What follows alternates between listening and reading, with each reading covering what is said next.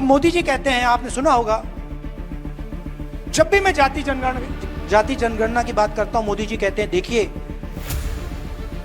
राहुल गांधी देश को बांटने की कोशिश करता है।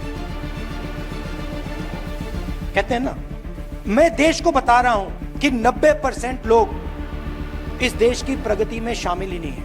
मैं देश को बता रहा हूं कि कॉर्पोरेट इंडिया में, मीडिया में,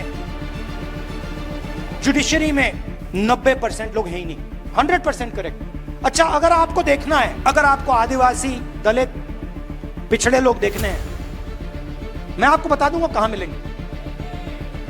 जेल में, मनरेगा की लाइन में, मैन्युअल लेबर में। ये जो सड़कें बनती हैं, ये जो इमारतें बनती हैं, ये जो इमारत बनी है, ये 90% ने बनाई। ये 90% ने बनाया है, मगर इसका फायदा उसको नहीं मिला, इस इमारत का फायदा उसको नहीं मिला। बस तो यही सवाल है, यही सवाल मैं उठा रहा हूं और मुझे बहुत अच्छा लग रहा है, मजे आ रहे हैं मुझे। जहां भी जाता हूं मैं, मतलब खुशी से जाता हूं, आप जैसे लोगों से मिलता हूं। थिंकिंग एक ही है, आप मुझे समझते हो, मैं आपको समझता हूं। मतलब मैंने इतना लंबा भाषण दे दिया, मैं आपको कह रहा हूं अगर मैं यहां आके 2 मिनट बोल देता आप समझ जाते। जो मैंने आधे घंटे में बोला है आप 5 सेकंड में समझ जाओ। सही पकड़े, आपकी नीयत मेरी नीयत साफ है। तो एक टीम जैसे काम करना है और पहला लक्ष्य है जाति जनगणना और 50% वाली दीवार। कि जब हम अंबेडकर जी की बात कर रहे हैं, गांधी जी की बात कर रहे हैं, तो हम एक व्यक्ति की बात नहीं कर रहे हैं।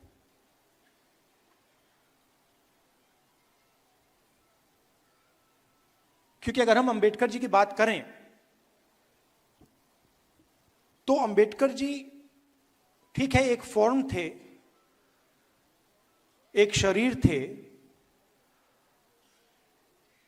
मगर अंबेडकर जी के मुंह से सिर्फ उनकी आवाज नहीं निकलती थी। जब अंबेडकर जी बोलते थे तो करोड़ों लोगों की आवाज, करोड़ों लोगों की आवाज उनके मुंह से निकलती थी। अगर सिर्फ अंबेडकर जी की आवाज निकलती तो हम उनका याद नहीं करते। हम उनका याद इसलिए करते हैं क्योंकि जब अंबेडकर जी बोलते थे तो दूसरों का जो दुख था, दूसरों का जो दर्द था, वो उनके मुंह से निकलता था। मैंने उनकी किताबें पढ़ी हैं, चाहे एनालिसिस ऑफ सेल्फ हो, चाहे एनालिसिस ऑफ कास्ट हो, बुद्धिज्म पे काफी पढ़ा है। और जब आप अंबेडकर जी को पढ़ेंगे तो दिखता है कि यह व्यक्ति अपनी बात नहीं कर रहा है, यह व्यक्ति दूसरों की बात कर रहा है। और इस व्यक्ति के अंदर, जो हर नेता के अंदर लड़ाई होती है,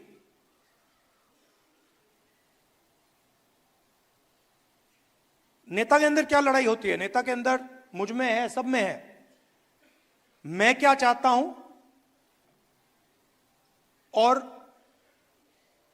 जनता क्या चाहती है, इसके बीच में टेंशन होती है।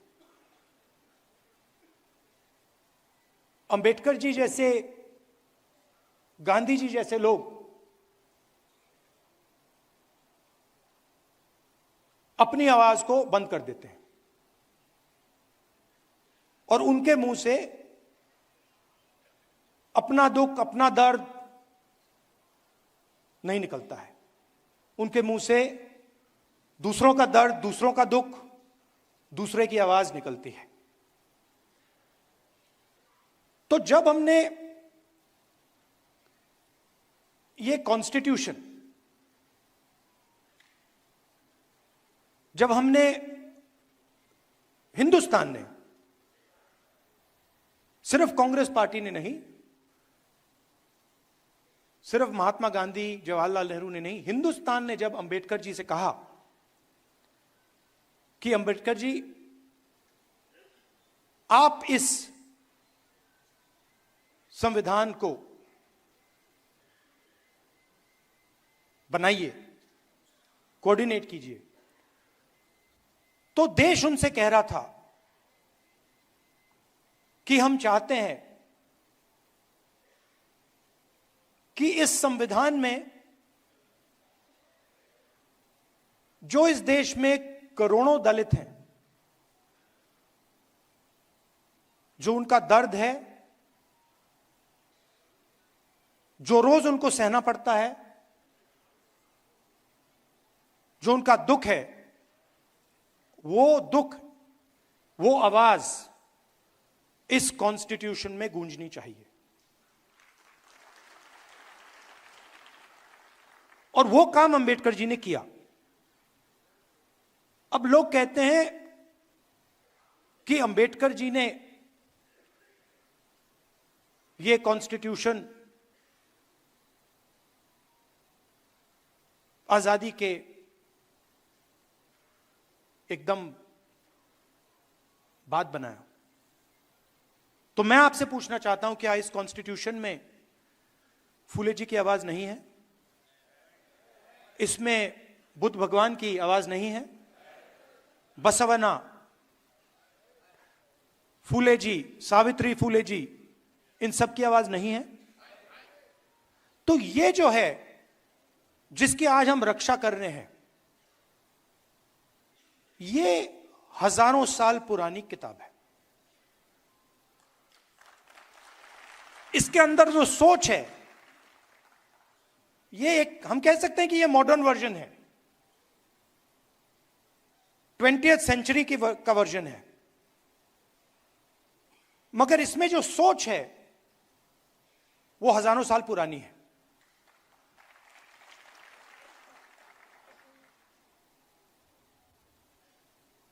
जो इसमें कहा जा रहा है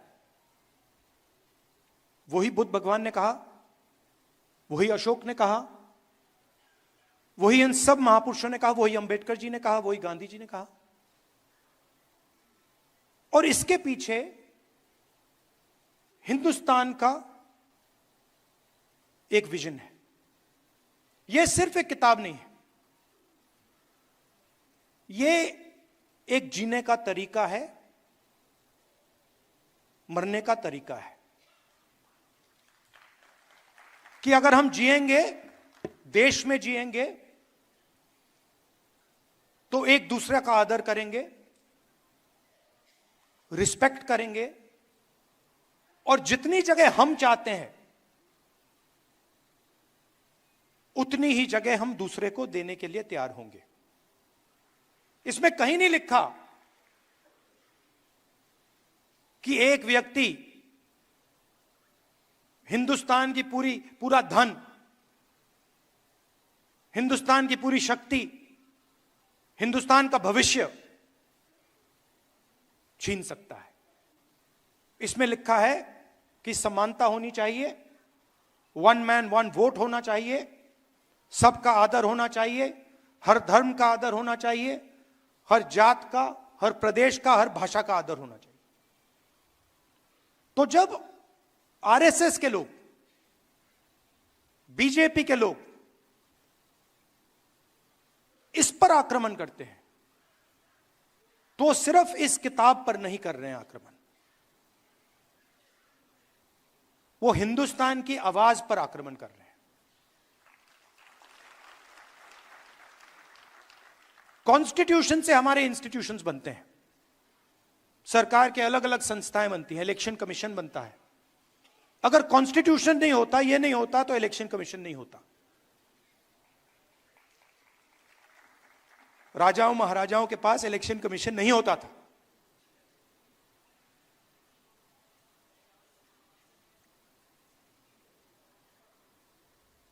तो इससे हिंदुस्तान का education system, IIT, IIM, primary education system, secondary education system, ये सब निकलता है। पब्लिक अस्पताल यहां से आते हैं।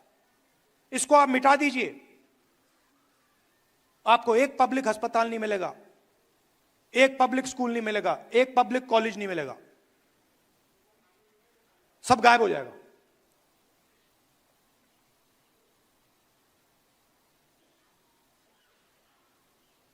और आरएसएस एक के बाद एक, आरएसएस इस पे सीधा आक्रमण नहीं कर सकती है, डरते हैं। अगर सामने से इसके साथ लड़ गए, वो 5 मिनट में हार जाएंगे।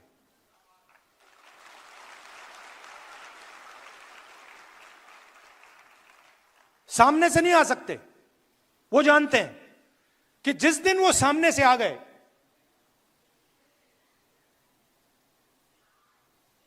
उसी दिन कहानी खत्म हो जाएगी। तो छुप के आते हैं, अलग अलग शब्दों के पीछे छुप के आते हैं। विकास, प्रगति, इकोनॉमी, अलग अलग शब्दों के पीछे छुप के आते हैं, मगर लक्ष्य पीछे से इसमें छुरा मारने का है। अच्छा, दम होता तो आगे से आते, दम होता तो कहते भाई आ रहे हैं, और हम भी कहते भैया आ जाओ।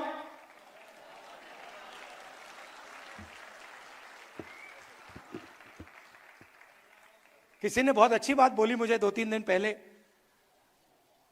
अगर गीदड़ किसी जानवर को गला पकड़ के मारता है तो वो शेर नहीं बन जाता है।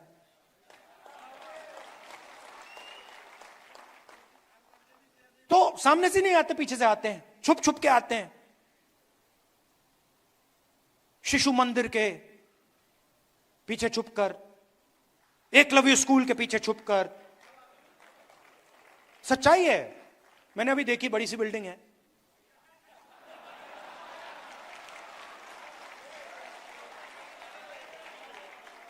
हजारों करोड़ की होगी जमीन। ये शिशु मंदिर का पैसा आया कहां से? ये मध्य प्रदेश की सरकार का पैसा है, राजस्थान की सरकार का पैसा है, बाकी प्रदेशों की सरकार का पैसा है, नेशनल हाईवे का पैसा है। उसको आप कह सकते हो विकास का पैसा है। गुजरात मॉडल का पैसा है, अंबानी अदानी का पैसा है। तो बीच में राहुल गांधी की आवाज नहीं, बीच में से एक और आवाज निकली। नहीं, वो दूसरी है, वो दूसरी वाली है। मगर बीच में मैं सुन रहा था। अब मेरा काम जनता की आवाज सुनने का है, तो मैं सुन रहा था। और पहले एक छोटी सी आवाज आई, छोटी सी थी, जाति जनगणना। वो कोने से आई। वो ऐसे, मतलब अगर मीटिंग हो, वो 200-300 लोगों ने नहीं कही, वो एक आदमी आया कोने से, कहता है जाति जनगणना। और फिर आस्ते आस्ते वो जाति जनगणना, जाति जनगणना, जाति जनगणना फैलती जा रही है। इसको हमने जाति जनगणना नाम दिया है। जैसे अंबेडकर जी की सोच, बसवना, गांधी जी की सोच को हमने यह नाम दिया है कॉन्स्टिट्यूशन, वैसे ही जाति जनगणना को हमने नाम दिया है। मगर जाति जनगणना का असली मतलब न्याय है। क्योंकि अगर इस देश में 90% लोगों के पास कोई पावर ही नहीं है, कोई पैसा नहीं है, कोई धन नहीं है, कोई एसेट्स नहीं है,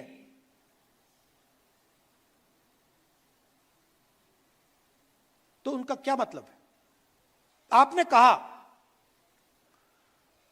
यह शब्द बहुत यूज होता है आजकल, समानता, सॉरी, आदर, रिस्पेक्ट।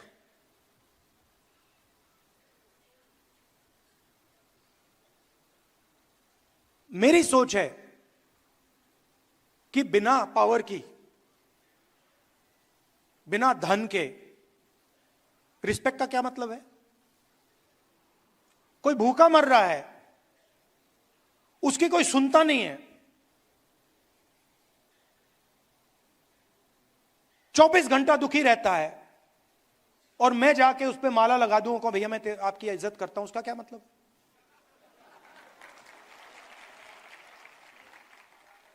उससे अच्छा उसे शक्ति दो, उसके लिए रास्ते खोलो, उसको थोड़ा सा धन दिलवाओ, उसको थोड़ी पावर दो, और फिर आपकी रिस्पेक्ट की जरूरत ही नहीं पड़ेगी। फिर वो अपने आप रिस्पेक्ट ले जाएगा, है ना?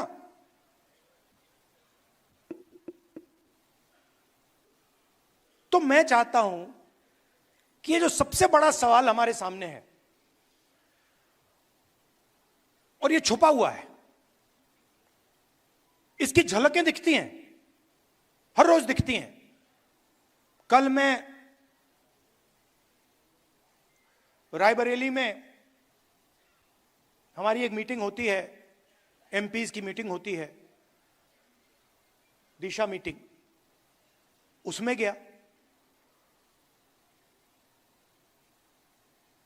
गलती से मैंने कह दिया भैया ये जो सब अफसर हैं अपना परिचय कर दीजिए।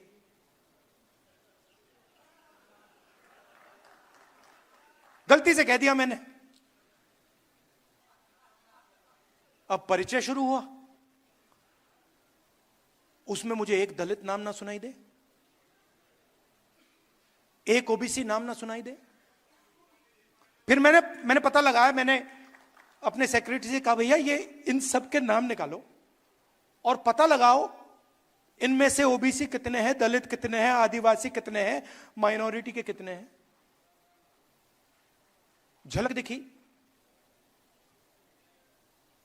80%। एक दो कम्युनिटीज के, बाकी कोई नहीं। झलक दिखी। कभी कभी मैं गंगाराम अस्पताल चला जाता हूं, वहां पे दिखती है। वहां पे मैं ढूंढता हूं भैया ये कोई दलित डॉक्टर दिख जाए मुझे, एक आदिवासी डॉक्टर दिख जाए मुझे, एक ओबीसी डॉक्टर दिख जाए। कॉर्पोरेट इंडिया में देखता हूं भैया नाम मिल जाए एक। 500 कंपनियां हैं, 16 लाख करोड़ रुपया मोदी जी ने माफ किया है 20-25 लोगों का। मैं देखता हूं भैया इनमें से एक मिल जाए दलित, एक आदिवासी यहां मिल जाए, एक जनरल कास्ट का गरीब मिल जाए, ओबीसी मिल जाए, कोई नहीं मिलता। तो अगर आप देखना चाहते हो सब जगह दिखेगा।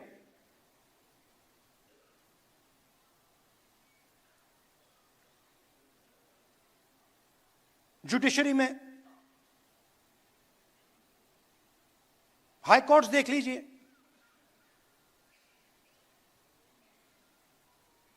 बड़े बड़े अफसरों को देखिए, 90% हिंदुस्तान उसमें आपको दिखेगा ही नहीं। और आजकल तो मैं मतलब डेटा का टाइम है, मैं तो निकालता रहता हूं। मेरे पास लिस्ट है, कभी मैं आपको दिखा दूंगा, चौंक जाओगे आप लोग, ये हो क्या रहा है।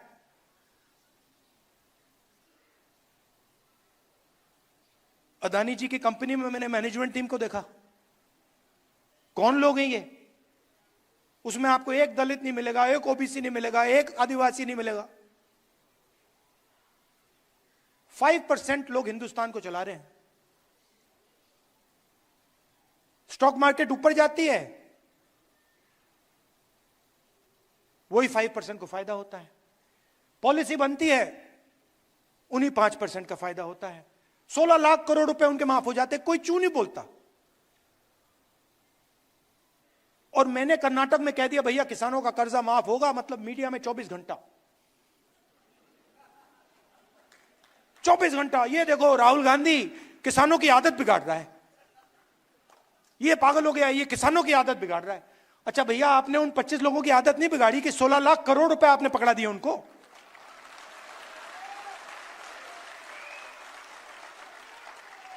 तो जहां भी कोई 90% की बात करे वो आदत बिगाड़ना है। अलग अलग शब्द यूज होते हैं। किसान अगर अपना बैंक लोन वापस ना दे, उसको लाठी मार के जेल में डाल देते हैं, कहते हैं डिफॉल्टर हो तुम,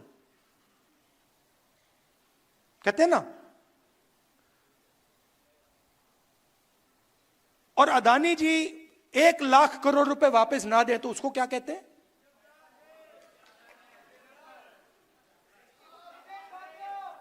देशभक्त।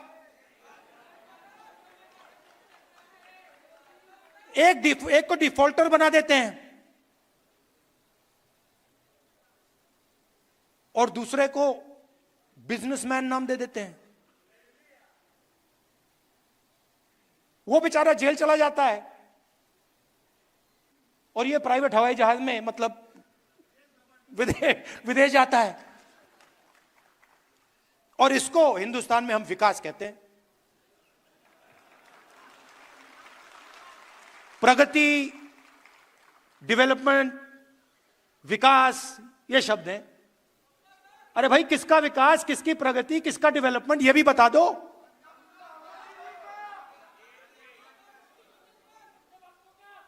तो इसीलिए ये जो छोटी सी आवाज निकली जाति जनगणना ने, इसने मोदी जी की नींद बंद कर दी। नहीं, मेरे वजह से नहीं हुआ भैया। मैंने जो आपको बोला, ये मेरा काम, मैं एम्पलीफायर हूं।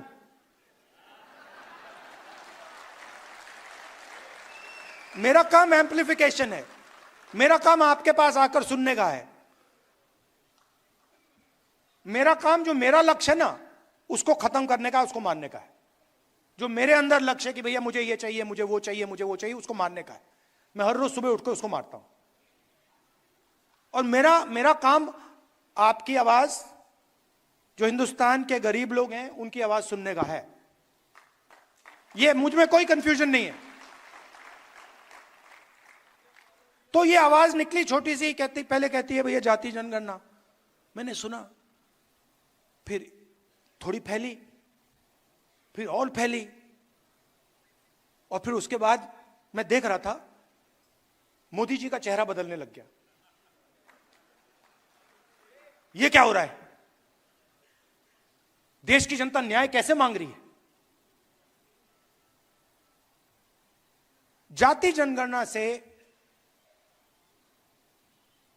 सब कुछ साफ हो जाएगा। हिंदुस्तान के हर गरीब व्यक्ति को, चाहे वो जनरल कास्ट का हो, दलित हो, आदिवासी हो, पिछड़े वर्ग का हो, माइनॉरिटी हो, महिला हो, जो भी, सबको पता लग जाएगा कि इस देश में हमारे हाथ में कितनी पावर है, हमारे हाथ में कितना धन है, मतलब हमारा क्या रोल है। और मैं गारंटी देके कह रहा हूं कि जब हम हिंदुस्तान के एसेट्स को देखेंगे, हिंदुस्तान की पूंजी को देखेंगे, उसमें आपको दिखेगा कि वहां पे ना कोई दलित है, ना कोई आदिवासी है, ना कोई पिछड़ा है।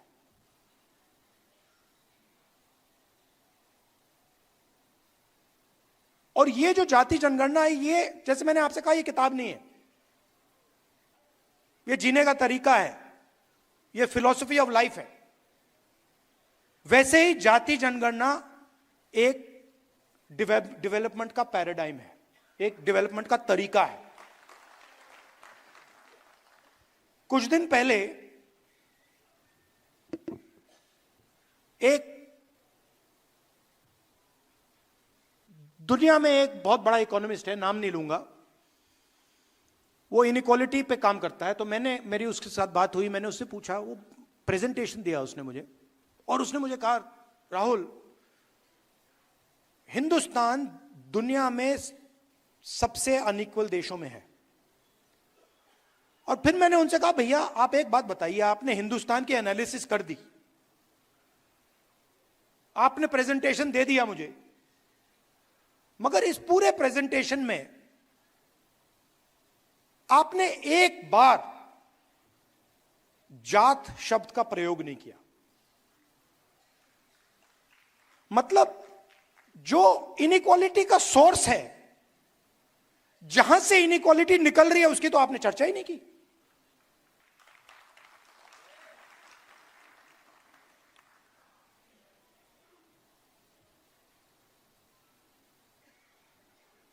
मेरे एक दो दोस्त हैं, कभी कभी बात हो जाती है, जनरल कास्ट के लोग हैं।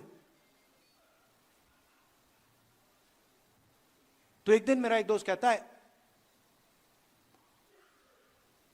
मुझे तो जात नहीं दिखती। मैंने कहा कि तुझे कहां से दिखेगी?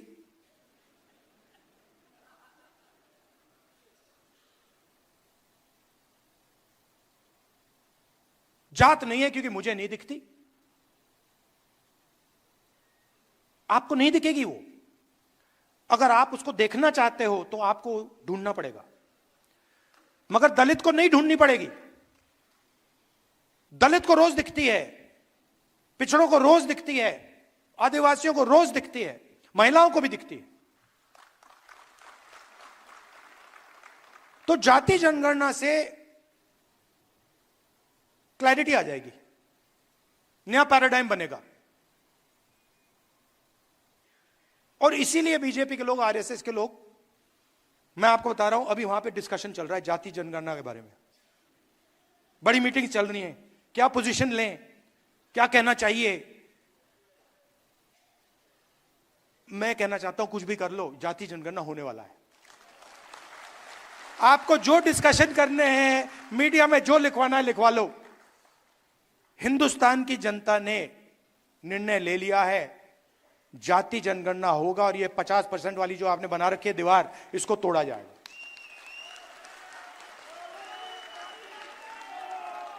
तो ये आस्ते आस्ते आवाज बढ़ती जा रही है, इसको रोका नहीं जा सकता। हमारा काम आपका काम एम्प्लीफिकेशन का है, समझाने का है कि देखिए, जाति जनगणना से संविधान बचेगा। अगर जनता को पता लग गया कि उनके साथ क्या अन्याय हो रहा है, तो वो एकदम इस किताब को पकड़ लेंगे और इसकी ये बच जाएगा। तो आप एम्पलीफायर हो, मैं भी एम्पलीफायर हूं, आप भी एम्पलीफायर हो। हमें देश को बताना है कि गरीबों के साथ, 90% लोगों के साथ इस देश में अन्याय हो रहा है, रोज होता है, और उसके खिलाफ हम सब लड़ रहे हैं। और पहले 2 कदम जाति जनगणना और 50% की दीवार, यह है। अब मोदी जी कहते हैं, आपने सुना होगा, जब भी मैं जाति जनगणना की बात करता हूं, मोदी जी कहते हैं, देखिए राहुल गांधी देश को बांटने की कोशिश कर रहा है। कहते हैं ना,